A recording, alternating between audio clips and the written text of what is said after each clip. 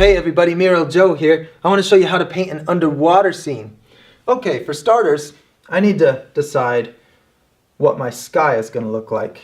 And I'm thinking I want to do some sunset colors in there and make the sun low in the sky so that I can make that light blasting through my water. Whenever you see that bright ball of sun in a sky scene and it's got those sunset colors in it, it always changes color in this order.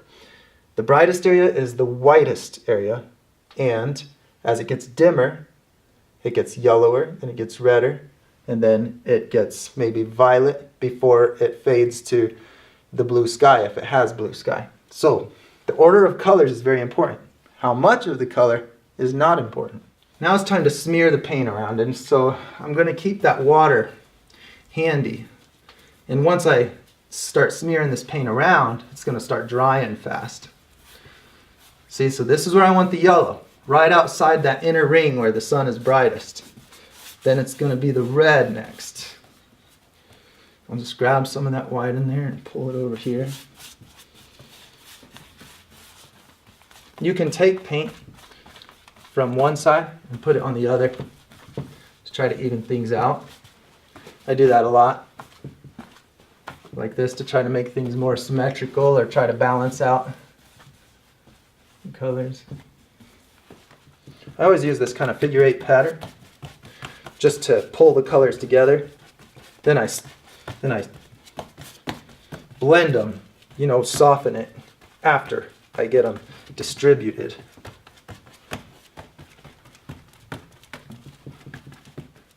The reason that I don't just pre-mix these colors and say, put this color here, and blend them together, well, because I just think it really helps a person's understanding of what is actually happening between the colors to create the look. And I want you to see that.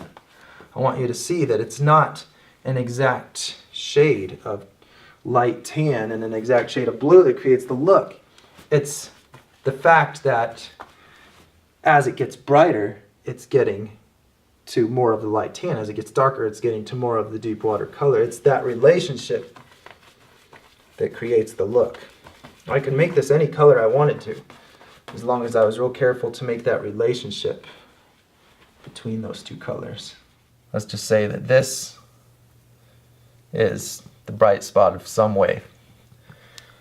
Now, I'm going to go smaller and flatter as I get down.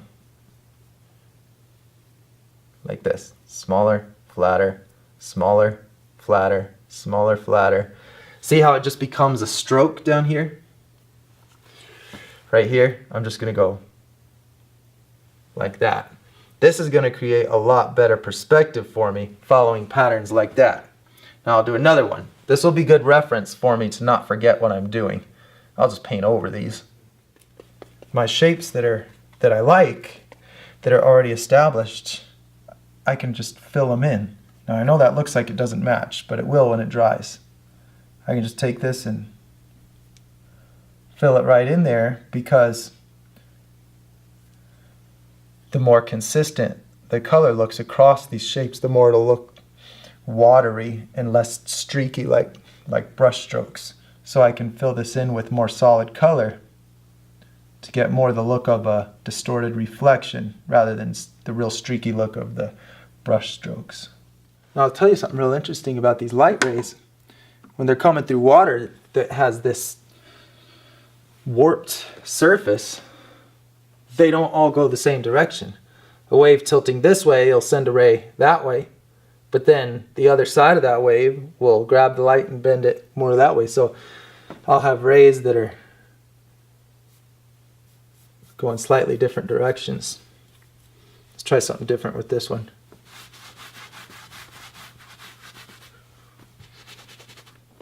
Flip my brush over and do that pattern there. It's really easy to accidentally do the same thing over and over with these kind of techniques. So I'll do a few this way, and then I'll flip my brush over and do a few this way to prevent myself, because the paint is just on one corner of the brush. So if I go opposite ways, it'll prevent me from doing very repetitive patterns. So it's just like that polyester webby stuff you put all over your porch on Halloween. You stretch it apart and you have strands of it that are more concentrated, and you have empty space in between where it's going to be even darker than it would have been.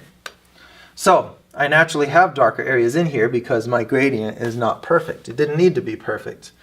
So I'll identify the darker areas, and right next to those areas I'll put my brightest lines so that it looks like the light is being pulled off of those areas and concentrated into the areas around them. So see, this is a little bit darker right here. So why don't I just make a bright circle around it? So the very darkest surfaces in this picture would be the edges that are facing straight out and are hidden up under shadows. You know, so these would be a little brighter than these. But these, since they're facing straight down, sometimes can be brighter if the ground is lit up down there.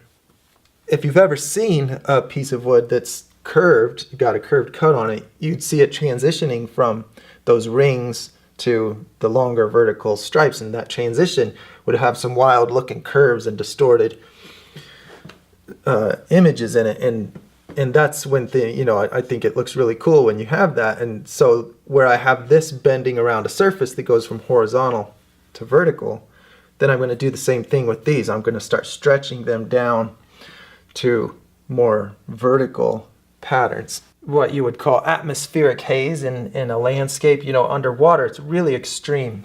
So the same effect of this land formation getting bluer and bluer, more the color of the water as it gets distant. I mean, that happens to just something as deep as a few feet when you're underwater. So I'm going to make sure that the further part of my dolphin is bluer. I like to start with the shadow, because if I really nail that color and get it right, then you'll imagine so much content in that shadow because it feels like it's really there. So when your mind sees that appropriately colored shadow, you don't just see it as a solid color, you see it as space. And you imagine things in that space, and it causes the picture to seem like it has more detail than it has. You put a solid color down and it gives the impression of this, empty space with things hidden in it. I will say I'm glad that I decided to put this bright colored coral in the foreground here, because it causes a lot of contrast between all of the blues of the background and all of these non-blues that are in the front. So it causes the background to seem that much further back now. And I think it's set up nicely here with this little pocket that just kind of happened as I was painting. I think it'll be cool to put bubbles coming out of that. That'll be a good place for me to show you how to do bubbles underwater. Let's just flip-flop the thinking that we have when you have a drop of water in the air. Well, now we have a drop of air in the water. Both of them are very similar in the reflective nature.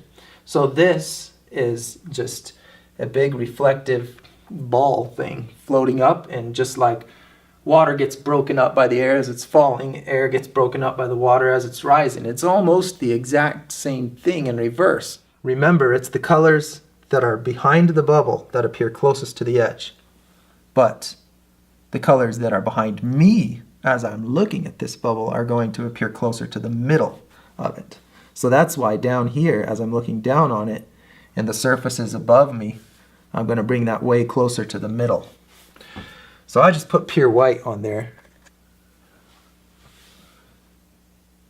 for a nice bright accent. I'm trying to use just the corner of this brush to make my little dab patterns as round as possible, so that it doesn't look like I have a bunch of little triangles, like a real unnatural looking shape.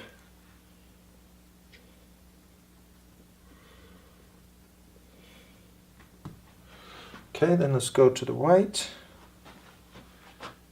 and do the same thing. I make sure that it's lighter than this deep water so that it looks bright and glowy when I get down here, but I make sure it's slightly darker than my bright colors so that it looks like it has body and a shadow to it. I'm going to wrap this picture up now.